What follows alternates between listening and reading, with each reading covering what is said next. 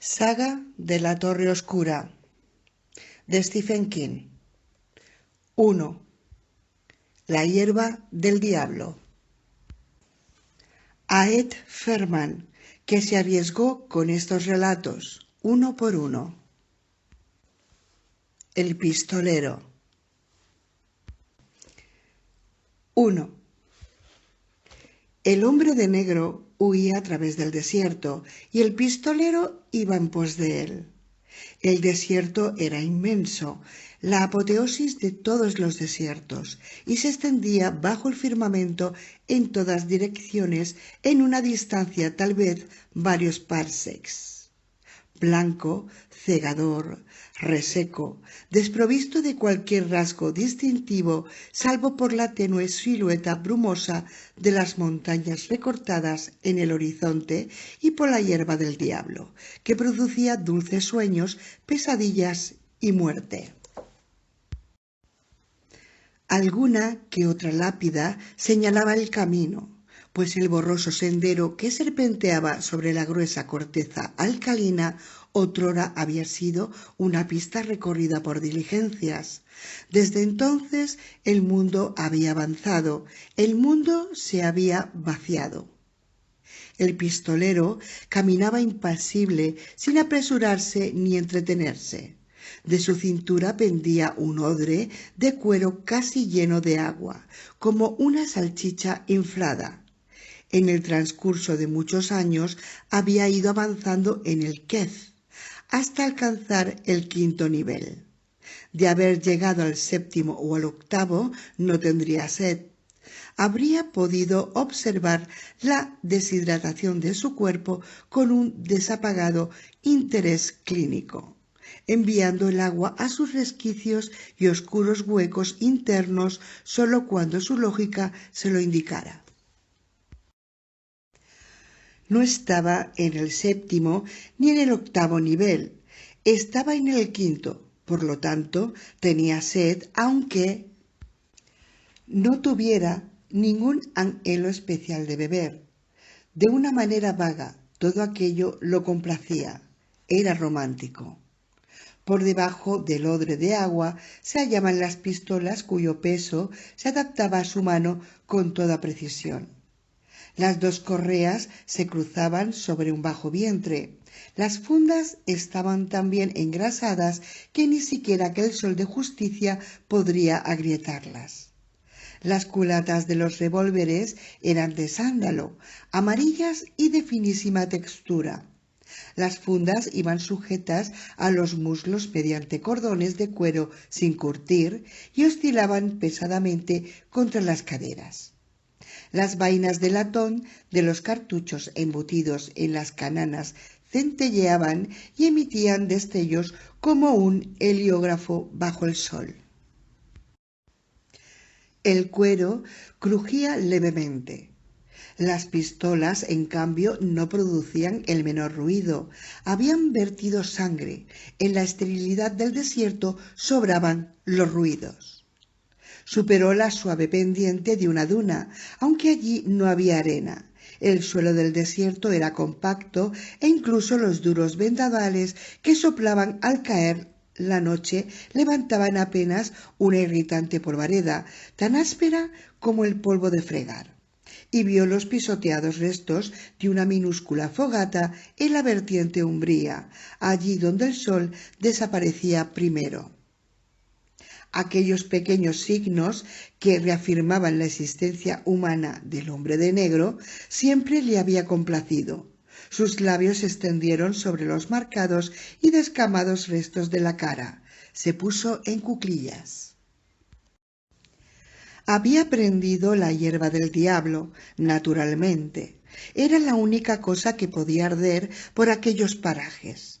Emitía una luz grasienta y mortecina y se consumía lentamente. Los moradores de los confines le habían advertido que los diablos vivían incluso en las llamas, aunque utilizaban la hierba como combustible, evitaban mirar su luz. Decían que los diablos hipnotizaban y hacían señas y finalmente atraían al que fijara su vista en la hoguera. Y el siguiente hombre, que fuera lo bastante incauto como para mirar el fuego, tal vez viera entre las llamas el rostro del anterior. La hierba quemada estaba dispuesta en el ya familiar diseño ideográfico y se deshizo en una gris carencia de significado bajo la mano del pistolero. Entre las cenizas no había más que un fragmento de tocino chamuscado y lo ingirió con aire pensativo.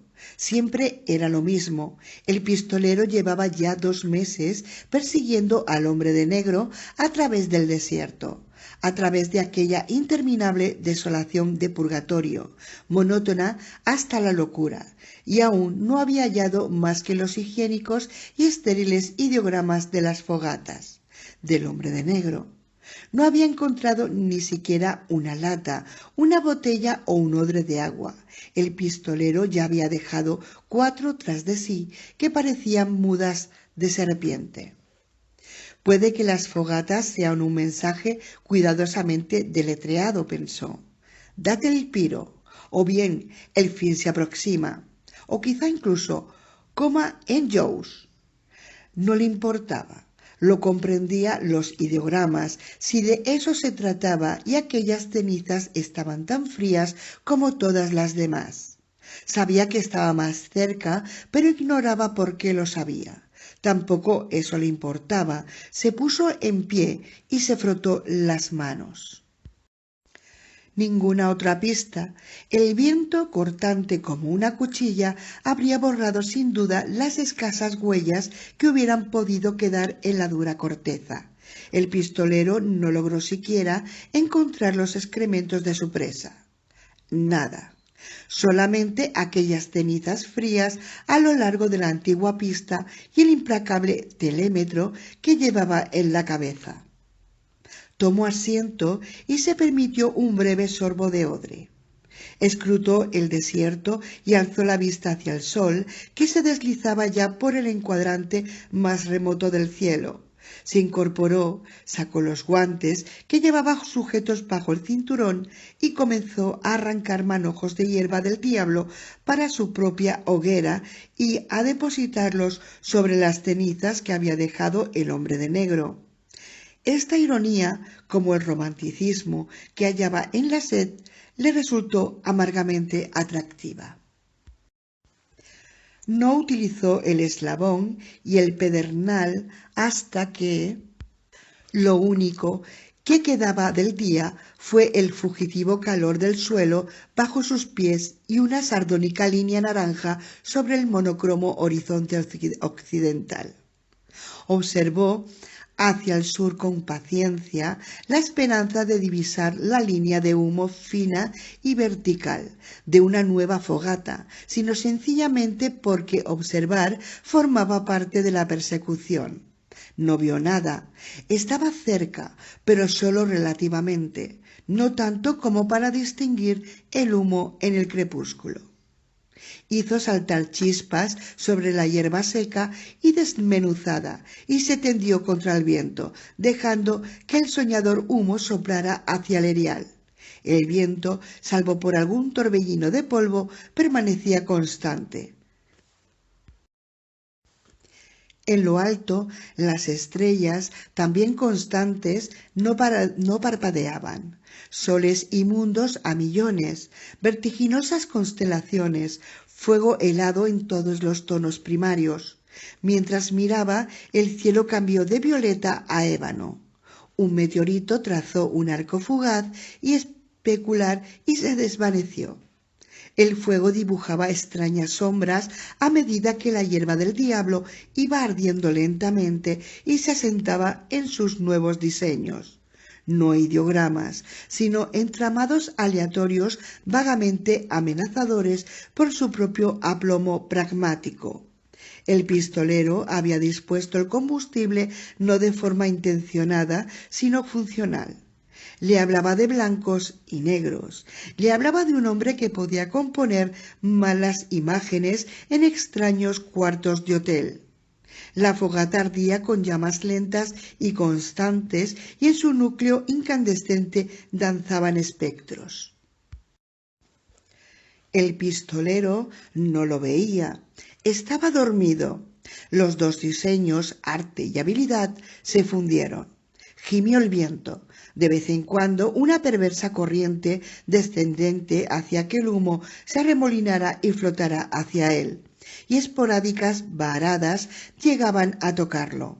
Estas le producían sueños, del mismo modo en que un pequeño cuerpo extraño es capaz de producir una perla en una ostra.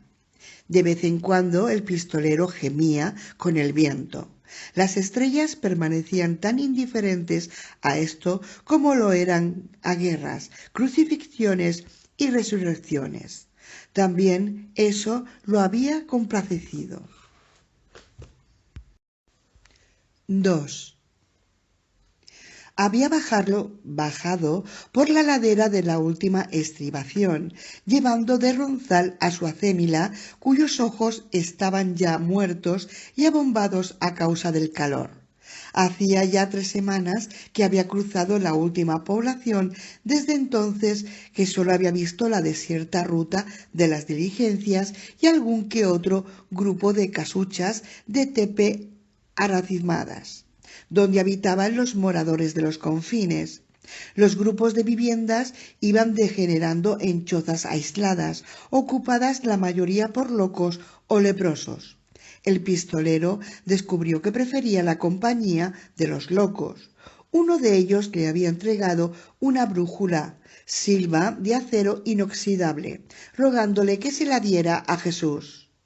El pistolero la aceptó solemnemente. Si alguna vez lo veía, le cedería la brújula. No creía que algo así fuera a ocurrir. 5 días habían transcurrido desde la última choza, y ya empezaba a sospechar que no encontraría ninguna otra cuando llegó a la cima de la última loma erosionada y divisó la forma familiar de un bajo techo de tepe. El morador, un hombre de sorprendente juventud, con una desdeñada mata de pelo de color fresa que le llegaba casi a la cintura, estaba desherbando una diminuta parcela de maíz con celoso abandono. La mula resolló asmáticamente y el morador alzó la vista, centrando al instante los brillantes ojos azules en la figura del pistolero. Levantó ambas manos en un brusco saludo y se inclinó de nuevo sobre el maíz para formar un caballón en la hilera más cercana a su choza, encorvado, arrojando por encima del hombro la hierba del diablo y alguna que otra planta de maíz atrofiada. Su cabellera ondulaba y flotaba al viento, que en estos momentos provenía directamente del desierto sin que nada lo contuviera. El pistolero descendió poco a poco por la ladera guiando la acémila, sobre la que se bamboleaban los odres de agua con un ruido de chapoteo. Se detuvo al borde de la pedregosa parcela, tomó un sorbo de uno de los odres para aumentar la salivación y escupió al árido suelo. Vida para su cosecha. Vida para la suya, respondió el morador, incorporándose. Se oyó cómo le crujía la espalda. Estudió al pistolero sin ningún temor. La poca cara visible entre la barba y los cabellos no parecía estar marcada por la putrefacción y sus ojos, aunque un tanto salvajes, parecían cuerdos. Solo tengo maíz y judías, anunció. El maíz es gratis, pero tendrá que darme algo por las judías.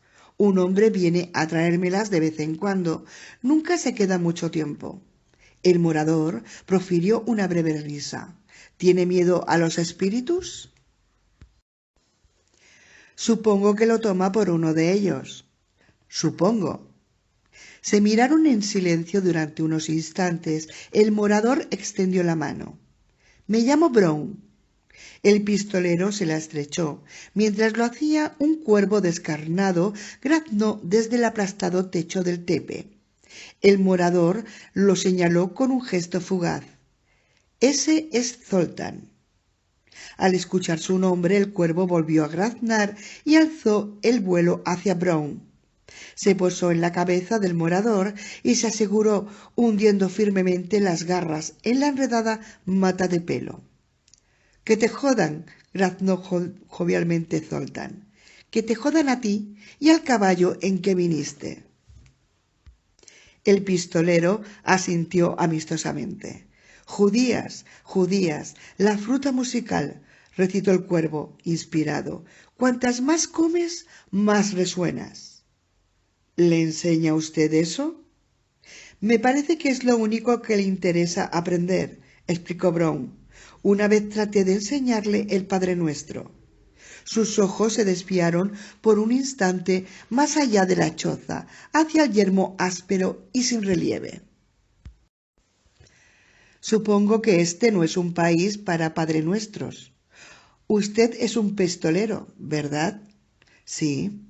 Se acuclilló y sacó papel y tabaco.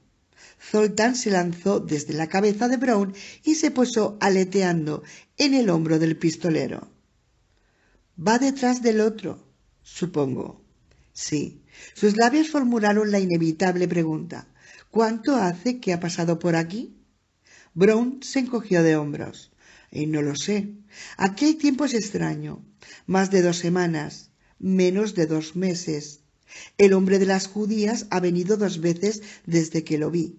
Diría que unas 6 semanas. Es muy probable que me equivoque. Cuantas más comes, más resuenas, dijo Zoltán. ¿Se detuvo aquí?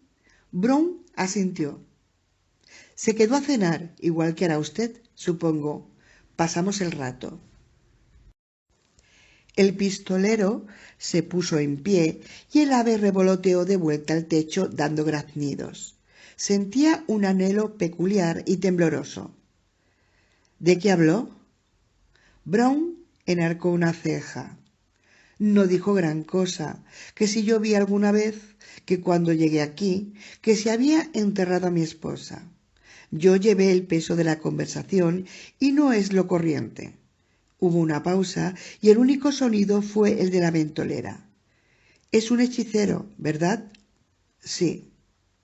Brown asintió lentamente. Lo sabía. ¿Y usted también lo es? Yo solo soy un hombre. ¿Nunca lo atrapará? Lo atraparé. Se miraron el uno al otro y se estableció una súbita corriente de simpatía entre los 2 hombres, el morador en su parcela reseca y polvorienta, el pistolero en la dura ladera que descendía gradualmente hacia el desierto. Este último alargó la mano para coger el pedernal. Tenga. Brown sacó una cerilla con cabeza de azufre y la extendió frotándola con una uña sucia de tierra. El pistolero acercó la punta del pitillo a la llamita y aspiró. Gracias. ¿Querrá usted rellenar los pellejos? Apuntó el morador, dándose la vuelta. La fuente está bajo el alero de atrás. Empezaré a hacer la cena. El pistolero avanzó cautelosamente entre las hileras de maíz y rodeó la parte de atrás de la vivienda. La fuente manaba al fondo de un pozo excavado a mano y revestido de piedras para impedir que se desmoronaran las paredes de tierra. Mientras descendía por la destartalada escalera, el pistolero calculó que aquellas piedras fácilmente podían representar 2 años de trabajo. Acarrearlas, arrastrarlas, colocarlas. El agua era clara, pero fluía lentamente y tardó un buen rato en llenar todos los odres. Mientras subía al segundo odre, Zoltán se detuvo en el borde del pozo. —Que te jodan a ti y al caballo en que viniste —comentó. Sobresaltado, el pistolero alzó la mirada. El pozo tenía unos 5 metros de profundidad. A Brown le resultaría muy fácil arrojarle una piedra, romperle la cabeza y robarle todo lo que poseía. Solo un chiflado o un podrido no lo harían. Brown no era ninguna de las 2 cosas. Sin embargo, Brown le gustaba, de modo que desechó la idea y siguió rellenando sus cueros. Lo que hubiera de ser sería. Cuando cruzó el umbral de la choza y descendió los escalones, la cabaña en sí quedaba bajo el nivel del suelo, a fin de retener y aprovechar el frescor de las noches. Brown estaba removiendo unas mazorcas de maíz sobre las ascuas del pequeño fuego con ayuda de una espátula de madera dura. Había dispuesto 2 platos descascarillados en los extremos opuestos y una manta parduzca. El agua para las judías comenzaba a hervir en un caldero suspendido sobre el fuego. «Le pagaré también el agua». Brown no levantó la cabeza. «El agua es un regalo de Dios. Las judías las trae Papá Doc». El pistolero emitió un gruñido que era una risa. Se sentó con la espalda apoyada en una pared áspera, cruzó los brazos sobre el pecho y cerró los ojos. Al cabo de un rato le llegó hasta la nariz el olor a maíz tostado. Hubo un golpeteo como de guijarros cuando Brown vaciló y vació un cucurucho de judías secas en el caldero. Un tac, tac, tac, esporádico cuando Zoltán se paseaba inquieto por el techo. Estaba cansado desde el horror que había ocurrido en Tull. La última aldea venía haciendo jornadas de 16 y hasta 18 horas y los últimos 12 días había ido andando. La mula estaba al límite de sus fuerzas. Tac, tac, tac. 2 semanas le había dicho Brown, o quizá tantas como 6, no importaba. En Tull había calendarios y la gente se acordaba del hombre de negro por el viejo que había curado al pasar. Tan solo un viejo moribundo por culpa de la hierba, un viejo de 35 años. Y, si Brown estaba en lo cierto, el hombre de negro había perdido terreno desde entonces. Pero a partir de ahí empezaba el desierto, y el desierto sería un infierno. Tac, tac, tac. «Préstame tus alas, pájaro, las desplegaré y planearé sobre las corrientes térmicas». Se puso a dormir. 3. Brown lo despertó 5 horas más tarde.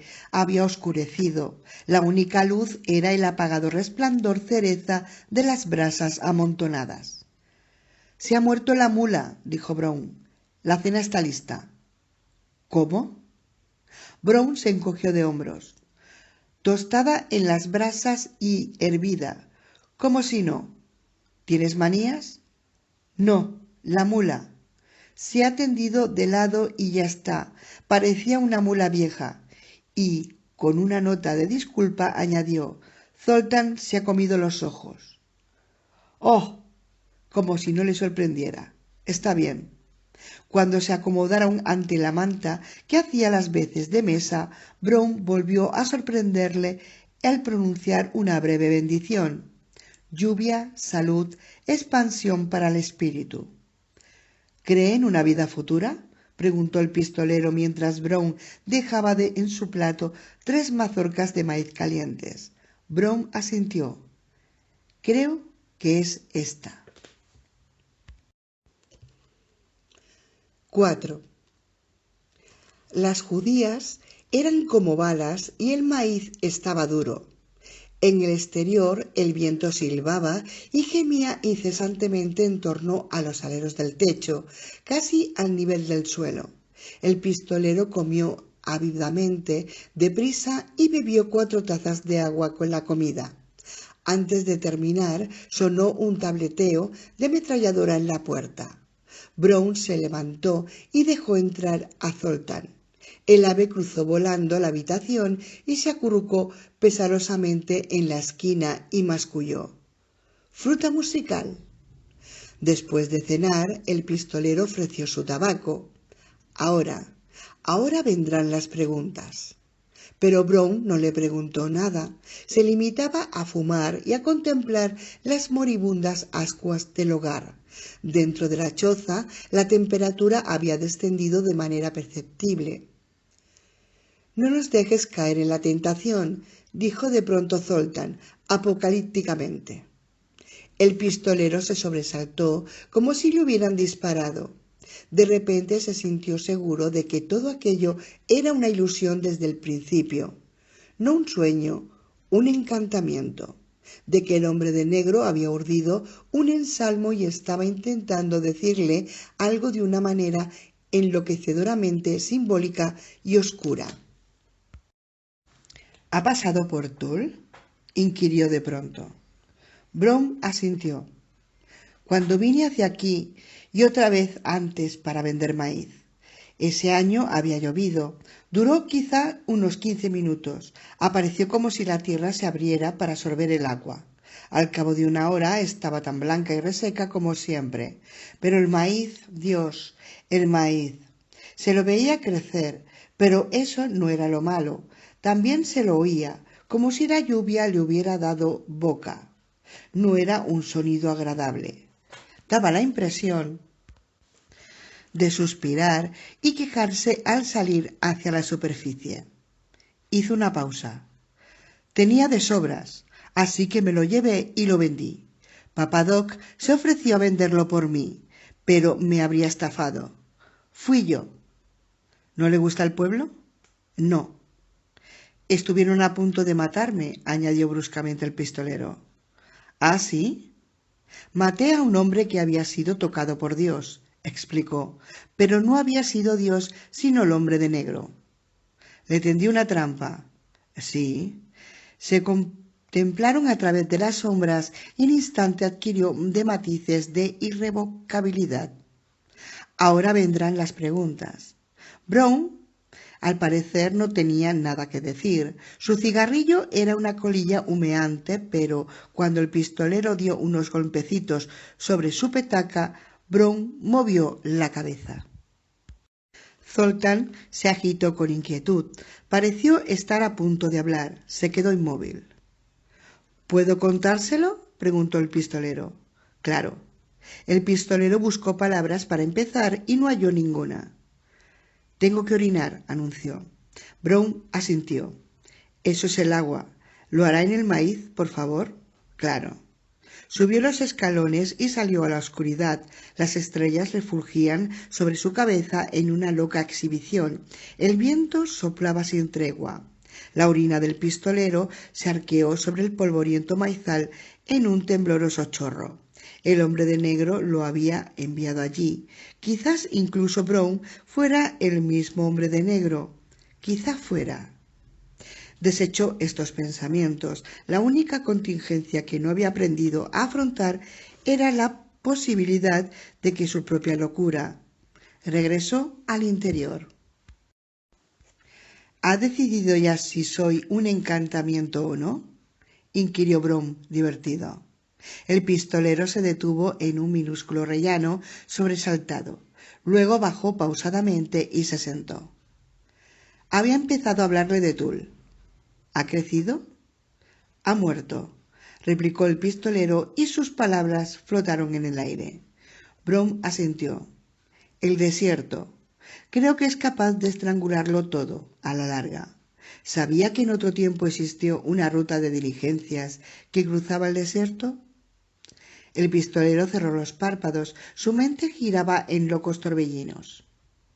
«Me ha drogado», dijo con voz apagada. «No, no le he hecho nada». El pistolero abrió cautelosamente los ojos. «No se sentirá a gusto hasta que yo se lo pregunte», observó Brown. «Y lo haré.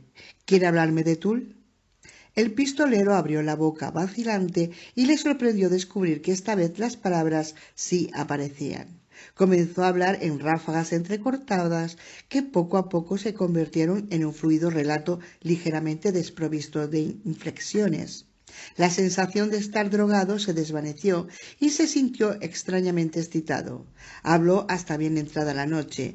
Brown no lo interrumpió para nada, y tampoco el pájaro. 5. Compró la mula en Princeton y cuando llegó a Tull aún estaba fresca. El sol se había puesto una hora antes, pero el pistolero siguió viajando, orientándose primero por el resplandor del pueblo en el firmamento.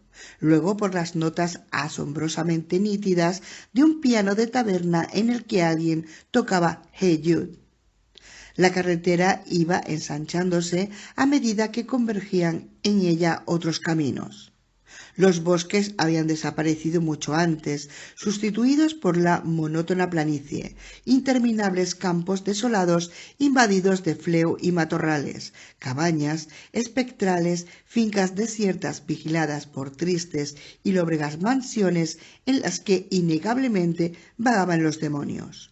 Míseras chabolas desiertas, cuyos habitantes se habían marchado o bien voluntariamente o bien la fuerza, y la casucha de algún morador ocasional, delataba únicamente por un punto de luz parpadeante en las tinieblas o por los hoscos clanes aislados que laboreaban los campos durante el día.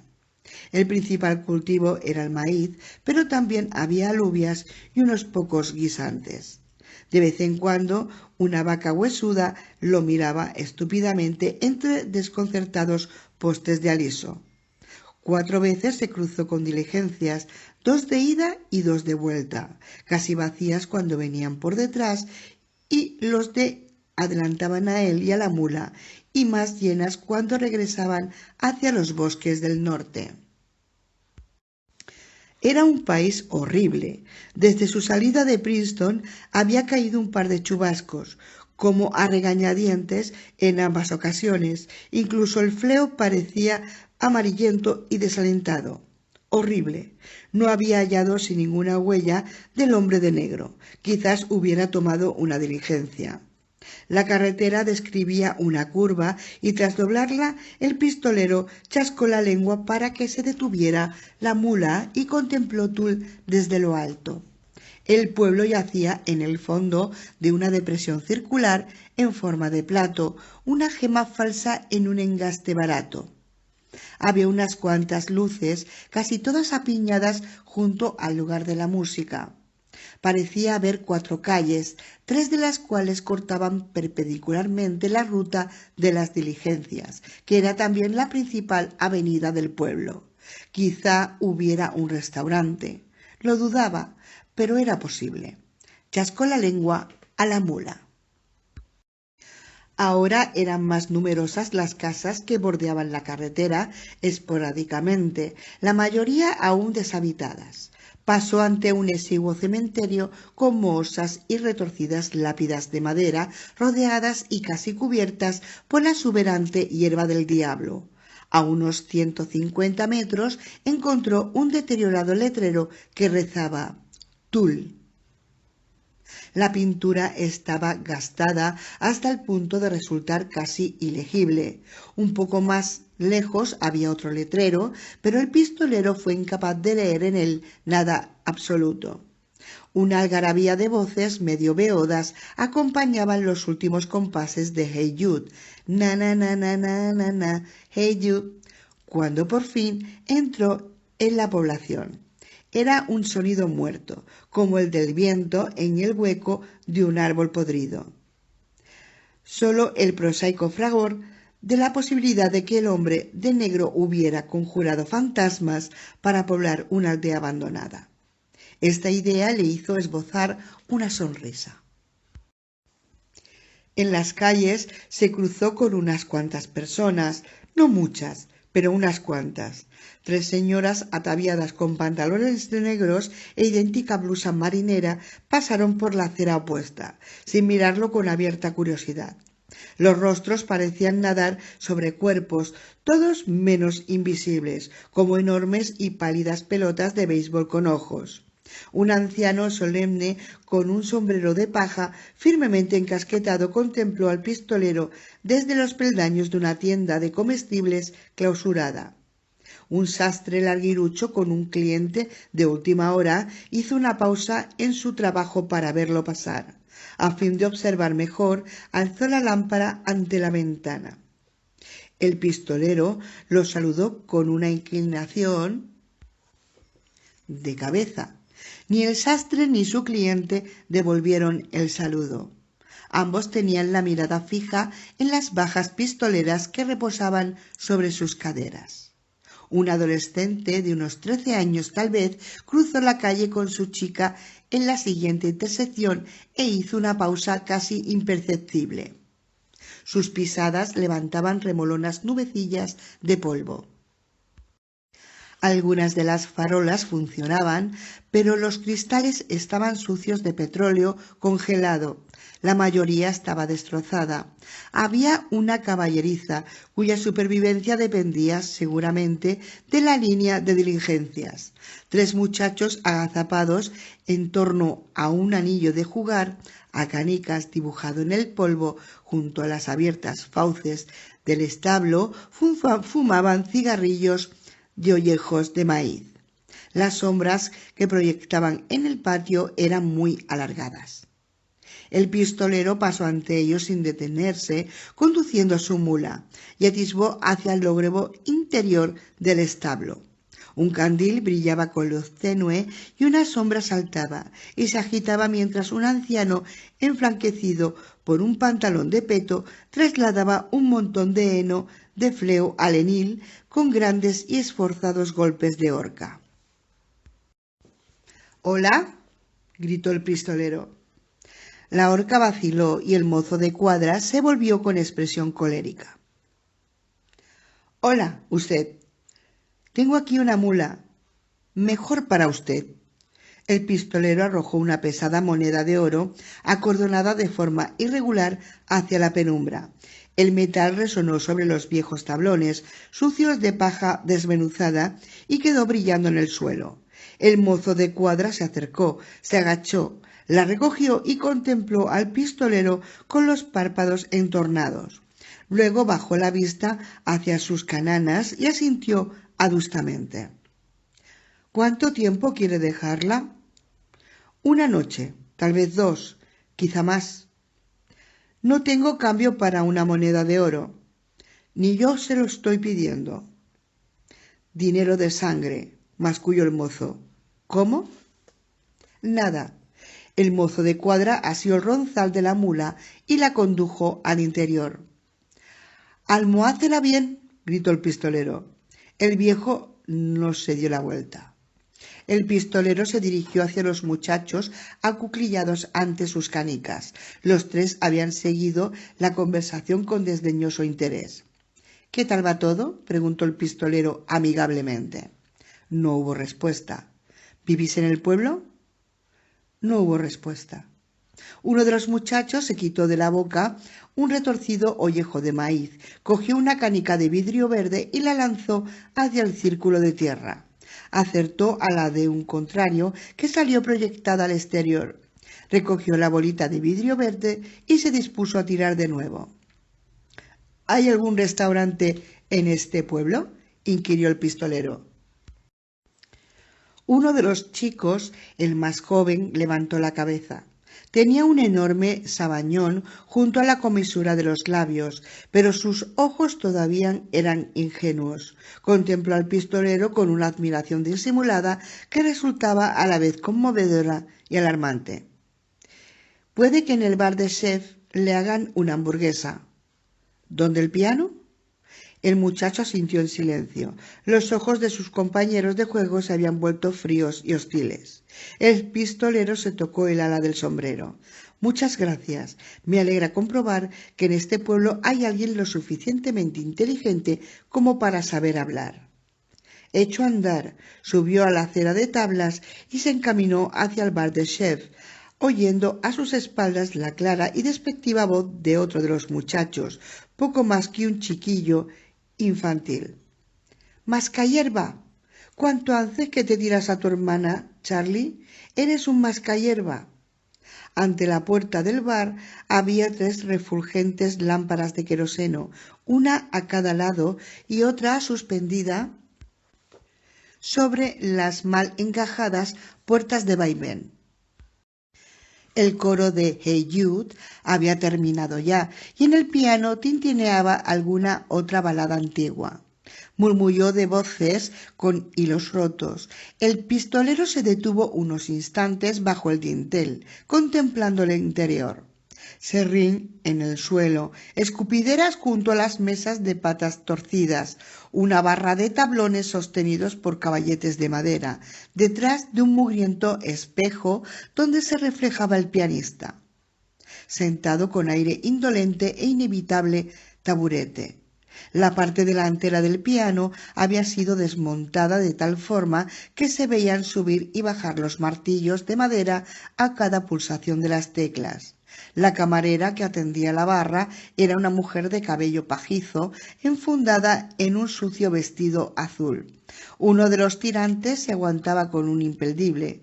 Al fondo de la sala habían 6 ciudadanos que bebían y jugaban apáticamente al «miradme».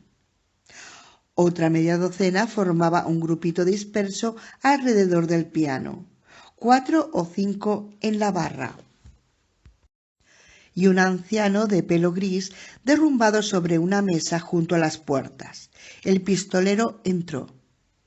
Las cabezas se giraron para examinarlo, a él y a sus pistolas. Hubo un momento de casi completo silencio, salvo por el rintintín de la música que el pianista seguía interpretando, ajeno a todo. Entonces la mujer pasó un paño sobre la barra y las cosas volvieron a la normalidad.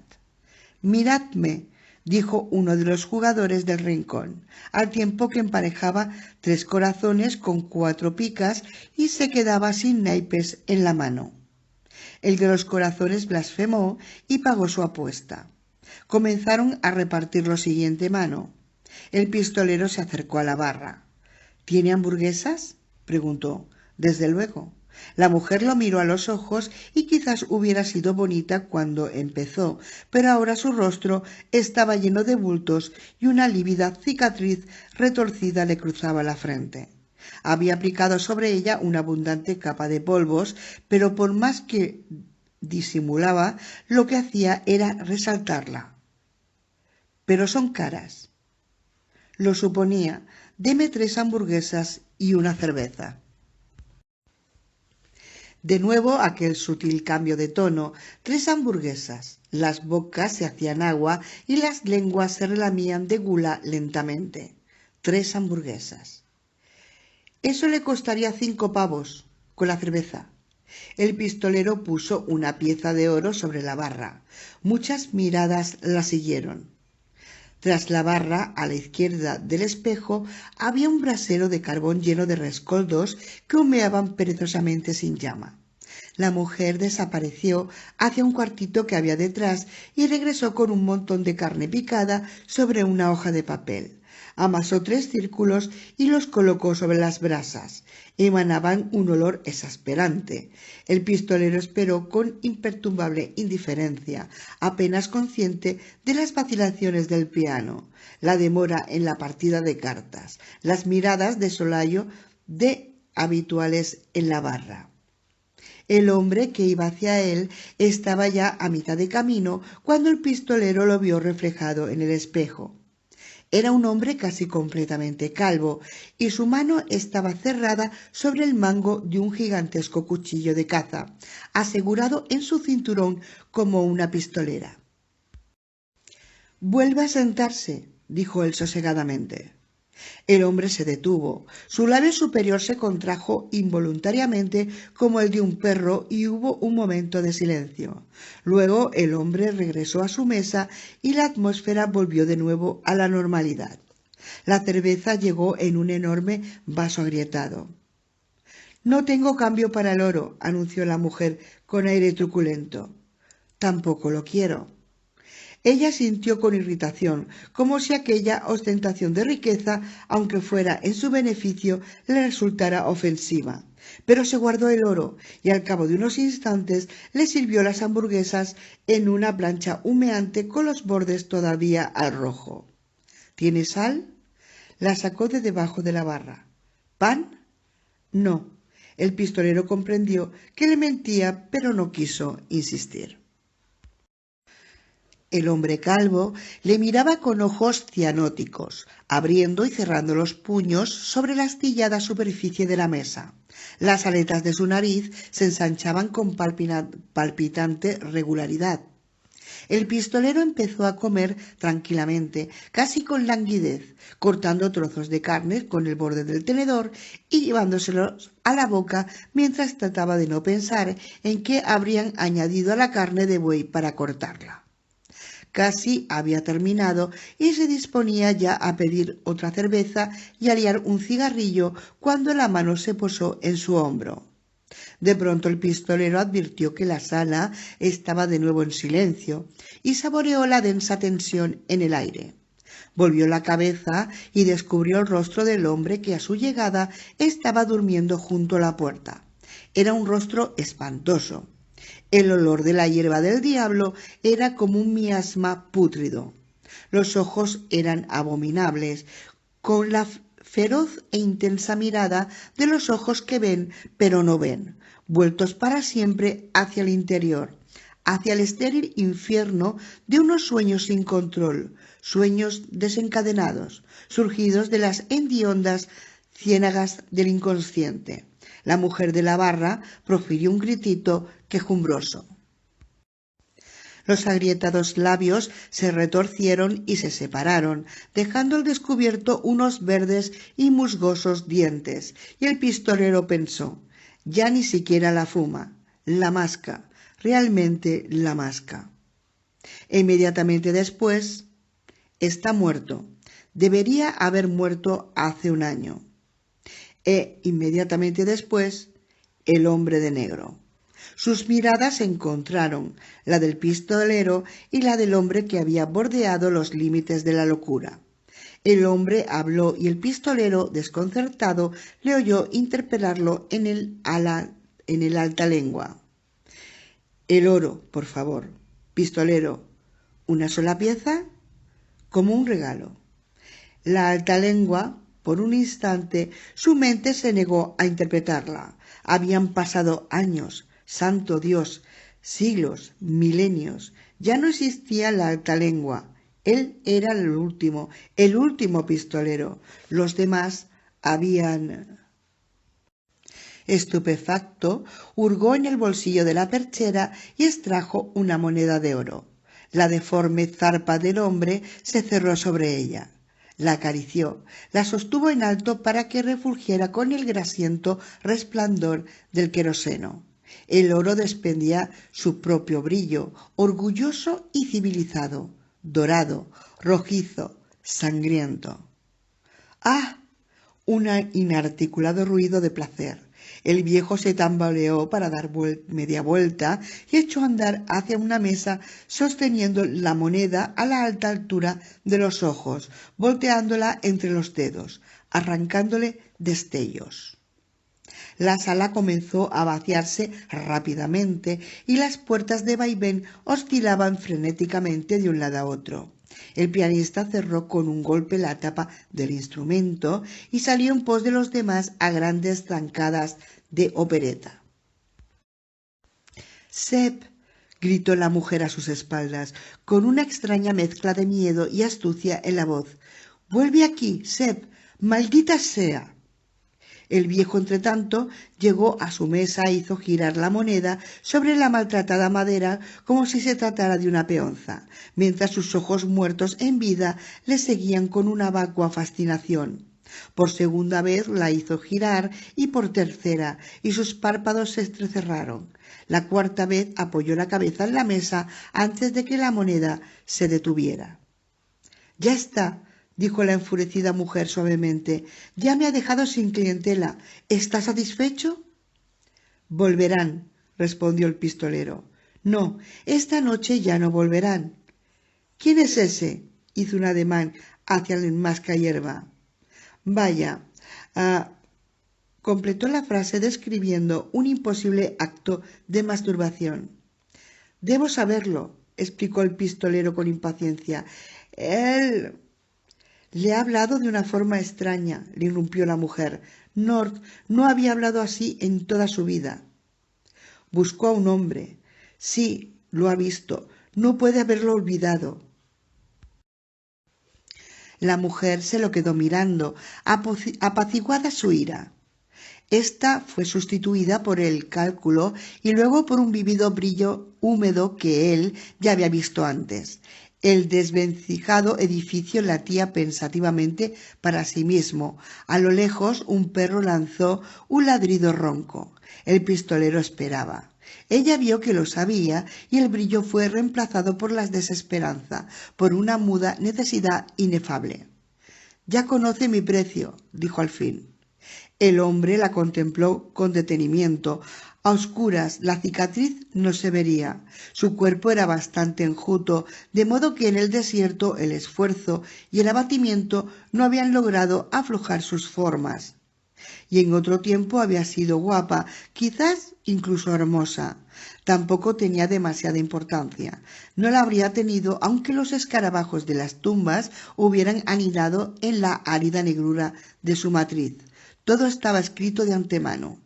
La mujer se llevó las manos al rostro. Todavía quedaba algo de jugo en ella, el suficiente para llorar. «No me mire. No quiero que me mire con tanta dureza». «Lo siento», se disculpó el pistolero. «No pretendía mostrarme duro». «Ninguno de ustedes lo pretende», sollozó. Siguió llorando con las manos en la cara. Al pistolero le complació que se cubriera la cara, no por la cicatriz, sino porque aquello le devolvía la juventud, si bien no la doncellez. El imperdible que sujetaba el tirante del vestido brilló a la mortecina luz. «Apague las luces y cierre». «¿Cree que el viejo puede robarle algo?» «No», susurró ella.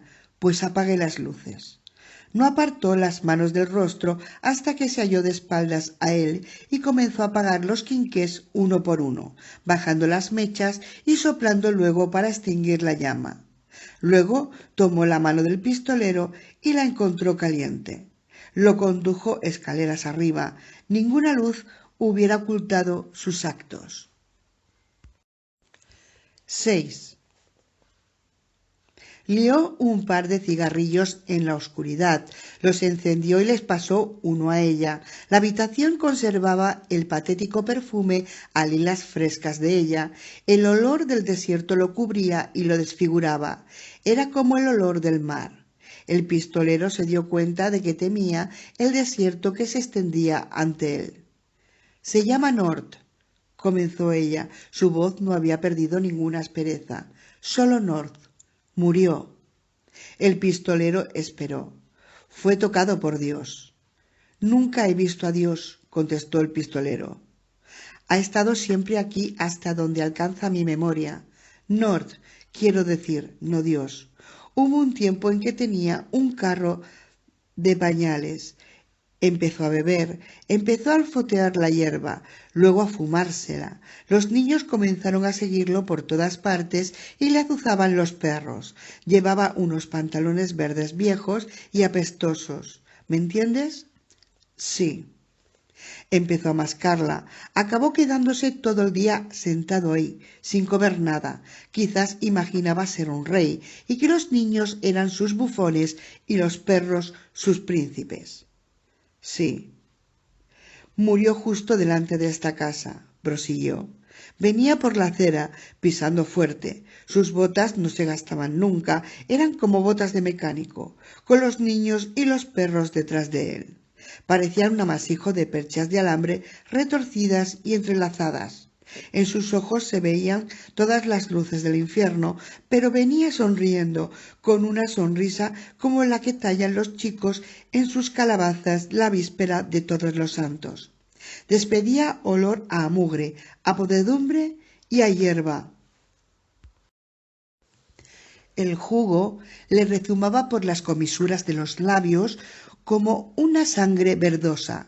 Creo que tenía intención de entrar para oír tocar a Seb, y justo en la puerta se detuvo y ladeó la cabeza.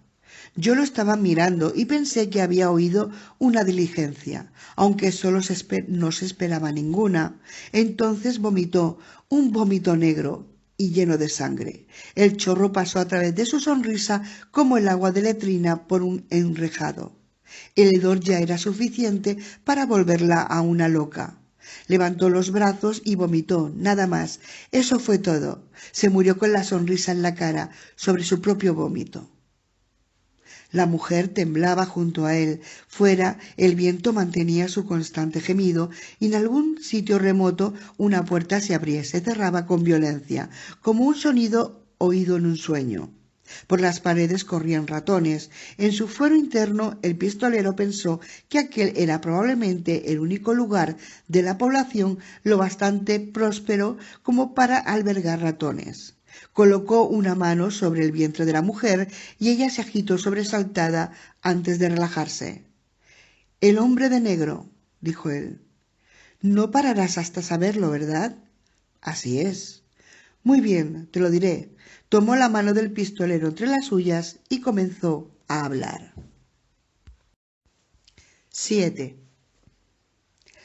Llegó al caer la tarde el día que murió Nord, cuando el viento arreciaba, arrastrando tierra suelta y levantando polvaredas de arena y plantas de maíz desarraigadas. Kennerly había cerrado con llave la caballeriza y los demás comerciantes del pueblo, muy escasos, habían cerrado las ventanas y asegurado los postigos con tablas. El cielo era del amarillento color del queso rancio y las nubes lo cruzaban con un aire huidizo, como si hubieran visto algo horripilante en los desiertos yermos de donde acababa de llegar. Llegó en un destartalado carromato con la plataforma cubierta por una lona ondulante. Le vieron llegar y el viejo Kennerly, tendido ante la ventana con una botella en una mano y la blanda y cálida carne del pecho izquierdo en su segunda hija en la otra, decidió no estar en casa si llamaba a su puerta.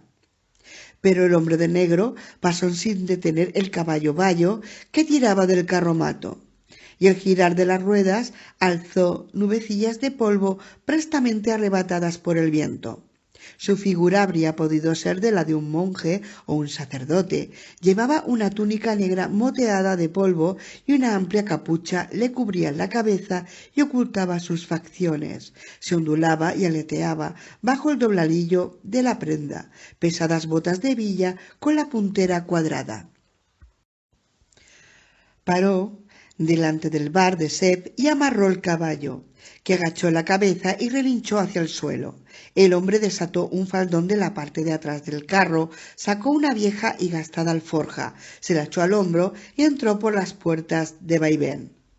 Alice lo contempló con curiosidad, pero nadie más advirtió su llegada. Todos estaban borrachos como una cuba. Chev interpretaba himnos metodistas a ritmo sincopado y los grisáceos haraganes que habían acudido temprano para evitar la tempestad y asistir al velatorio de Nord ya estaban roncos de tanto cantar. Seb, ebrio hasta el límite de la inconsciencia, intoxicado y enervado por la continuidad de su propia existencia, tocaba rápidamente con frenesí, haciendo volar los dedos como la lanzadera de un telar. La gente vociferaba y hablaba a gritos, sin importarse en ningún momento al vendaval, pero a veces casi desafiándolo. En un rincón, Zachary le había levantado las faldas a Amy Feldon y estaba pintándole signos zodiacales en las rodillas. Algunas mujeres más, no muchas, circulaban entre el público. Todos los rostros parecían resplandecer de fervor. Con todo, la mortecina luz de la tormenta que se filtraba a través de las puertas de vaivén daba la impresión de burlarse de ellos. Nord yacía sobre dos mesas juntas en el centro del salón. Las botas configuraban una mística V. Tenía la boca abierta en una sonrisa laxa, pero alguien le había cerrado los ojos y colocado balas sobre ellos. También le habían cruzado las manos sobre el pecho y sostenía una ramita de hierba del diablo. El muerto olía a veneno.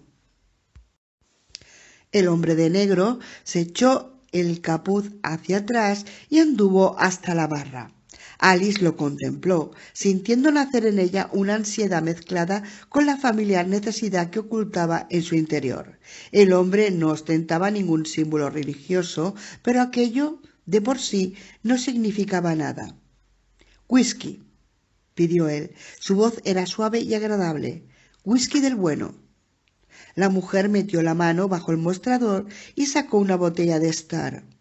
Habría podido endosarle el matarratas local como si fuese lo mejor que tenía, pero no lo hizo. Le sirvió un vaso mientras el hombre de negro la observaba con sus ojos grandes y luminosos. La penumbra del local no permitía determinar con exactitud de qué color eran. La necesidad se le intensificó. En el salón continuaban la algarabía y los chillidos sin debilitarse. Seb, el inútil eunuco, interpretaba un himno sobre los soldados de Cristo y alguien había persuadido a la tía Mill para que cantase. Su voz, áspera y desafinada, cortó el paloteo como haría un hacha embotada con los sesos de un ternero. «Ali», acudió a la llamada, resentida con el silencio del forastero, resentida con sus ojos de ningún color y con su propia ingle impaciente. Sus necesidades la atemorizaban. Eran caprichosas y no podían dominarlas. Quizá fueran la señal del cambio, que a su vez señalaría el comienzo de la vejez. Y en Tull la vejez solía ser tan breve y cruda como el crepúsculo en invierno. Sirvió cerveza hasta que el cuñete estuvo vacío y entonces espitó otro. En ningún momento se le ocurrió pedirle a Seb que lo hiciera. La obedecería con su mejor voluntad, como el perro que era, y se aplastaría los dedos con el mazo o lo regaría todo con espuma de cerveza. Mientras ella misma lo hacía, los ojos del forastero no se apartaron de ella. Podía sentir su mirada. «Mucha gente», comentó el hombre cuando ella regresó. No había tocado su bebida, limitándose a hacer rodar el vaso entre las palmas para calentarlo. «Un velatorio. Ya he visto al difunto».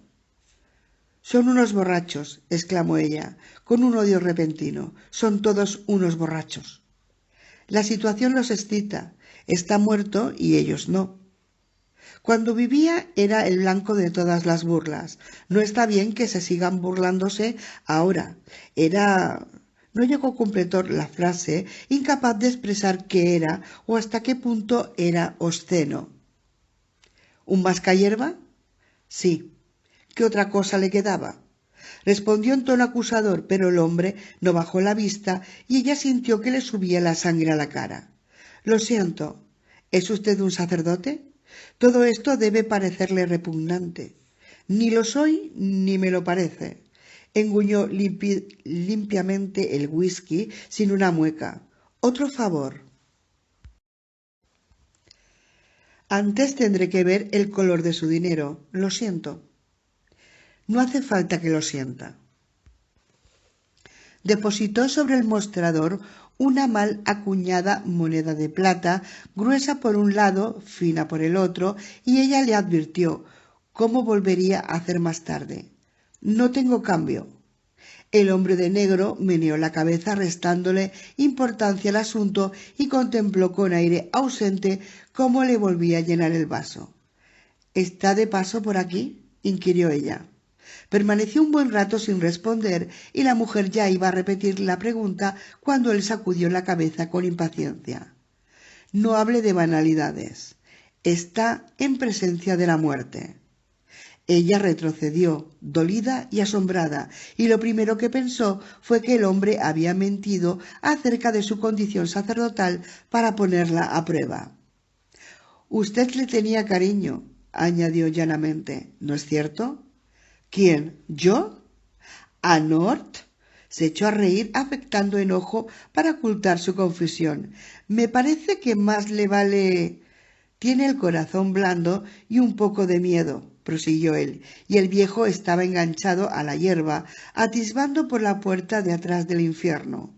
Y allí está ahora, y ya han cerrado la puerta, y usted cree que no volverán a abrirla hasta que a usted le llegue la hora de pasar por ella. ¿No es eso?» «¿Qué le pasa? ¿Está bebido?» «El señor Norton está muerto», exclamó irónicamente el hombre de negro. «Tan muerto como cualquiera, tan muerto como usted». o cualquier otro. Váyase de mi casa. La mujer sintió nacer en su interior una temblorosa aversión, pero su vientre seguía irradiando la misma calidez. Está bien, dijo él con suavidad. Está bien. Espere un poco. Tenía los ojos azules. De pronto ella notó que le invadía una sensación de sosiego, como si hubiera tomado alguna droga. ¿Lo ve?, apuntó él. ¿Se da cuenta? Ella asintió torpemente y él se echó a reír con una carcajada fuerte, pura, agradable, que hizo que todas las cabezas se girasen. El hombre de negro dio media vuelta y afrontó las miradas, repentinamente convertido en el centro de la atención por una alquimia inexplicable. La tía Mil vaciló y se detuvo, dejando que un agudo desafinado se desagradara en el aire. Zev tocó un acorde disonante y se interrumpió. Todos contemplaron al forastero con inquietud. La arena arañaba las paredes del edificio. El silencio se prolongó sin consumirse. La mujer retenía el aliento en la garganta y al bajar la vista descubrió que tenía ambas manos apretadas contra el vientre por debajo de la barra. Todos miraban al desconocido y él los miraba a todos. Entonces surgió de nuevo la risa, potente, rica, innegable, pero nadie sintió ganas de reír con él. «Os mostraré un prodigio», les gritó. Ellos se limitaron a seguir mirando, como niños obedientes a quienes se lleva a ver a un mago, a pesar de que ya sean demasiado mayores para creer en él. El hombre de negro se adelantó y la tía Mil se apartó de su camino. Él sonrió ferozmente y le palmeó el abultado abdomen. La mujer emitió un breve cloqueo involuntario y el hombre de negro echó hacia atrás la cabeza. Mejor así, ¿verdad? La tía Mil cloqueó otra vez. De repente empezó a sollozar y huyó ciegamente hacia las puertas. Los demás la vieron partir en silencio. Estaba desencadenándose la tempestad. Las sombras se sucedían una a otra, alzándose y cayendo en el blanco ciclorama del firmamento. Cerca del piano, un hombre con una olvidada cerveza en la mano sonrió rasposamente. El hombre de negro se irguió sobre el cuerpo de Nord y le sonrió. El viento aullaba, gemía, rugía monótonamente. Algún objeto grande chocó contra un costado del edificio y rebotó arrastrado por el vendaval. Uno de los hombres acodados en la barra logró liberarse y salió del salón bamboleándose en grotescas zancadas. El fragor del trueno estalló secamente en bruscas descargas. Muy bien. El hombre de negro seguía sonriendo. Vamos a poner manos a la obra. Comenzó a escupir sobre la cara de Nord, apuntando cuidadosamente. La saliva brilló en su frente y se deslizó por el pico pelado de su nariz corva. Bajo la barra las manos de la mujer trabajaban deprisa. Zev soltó una risa boba y se inclinó. Comenzó a toser y expectorar grandes y pegajosos esputos de flema. El hombre de negro rugió aprobadoramente y le palmeó la espalda. Zev sonrió, dejando al descubierto un diente de oro. Unos cuantos se escaparon, otros se congregaron formando un corro alrededor de Nord. Su rostro y las arrugas de la papada resplandecían de líquido, un líquido precioso en aquel reseco país, y de pronto se detuvo, como ante una señal. Su respiración era pesada y jadeante. El hombre de negro se lanzó repentinamente por encima del muerto, describiendo un salto de carpa en el aire. Fue algo hermoso, como un destello de agua. Cayó sobre las manos, se enderezó al instante, giró en redondo con el mismo impulso del rebote, sonrió y repitió la pirueta. Uno de los espectadores, sin saber lo que hacía, comenzó a aplaudir. De pronto se echó hacia atrás con los ojos nublados de pavor y enjugándose los labios con el dorso de la mano. Se dirigió hacia la puerta. La tercera vez que el hombre de negro pasó sobre Nord, éste contrajo el rostro. De los espectadores brotó una especie de gruñido y otra vez quedaron en silencio. El hombre de negro echó la cabeza hacia atrás y aulló. Al inspirar, su pecho se movió a un ritmo rápido y poco profundo. Comenzó a saltar de un lado a otro con mayor velocidad, arqueándose sobre el cuerpo de Nor como se arquea el agua al ser vertida en un vaso a otro. Lo único que se oía en el salón era el ruido de sus roncos jadeos y el palpitar de la tormenta. Nord hizo una inspiración honda y seca, sus manos temblaron y se movieron al azar sobre la mesa. Seth soltó un chillido y se marchó. Una de las mujeres se fue tras él. El hombre de negro saltó una vez más y otra y una tercera. Ahora todo el cuerpo de Nord vibraba, temblaba, se agitaba y se contorsionaba. El fétido olor a podredumbre, a excrementos y a moho se alzó en sofocantes oleadas. Abrió los ojos. Alice sintió que los pies la llevaban hacia atrás, chocó contra el espejo, haciéndolo temblar, y un pánico ciego se apoderó de ella. Salió disparada como un novillo. «Le he hecho un regalo», gritó el hombre de negro a sus espaldas, todavía jadeando. «Ahora podrá dormir tranquila. Ni siquiera esto es irreversible, pero, maldita sea, es tan divertido», y se echó a reír de nuevo. Ella corrió escaleras arriba, seguida de la carcajada, y no se detuvo hasta haber cerrado con llave la puerta que comunicaba con las 3 habitaciones de encima del bar.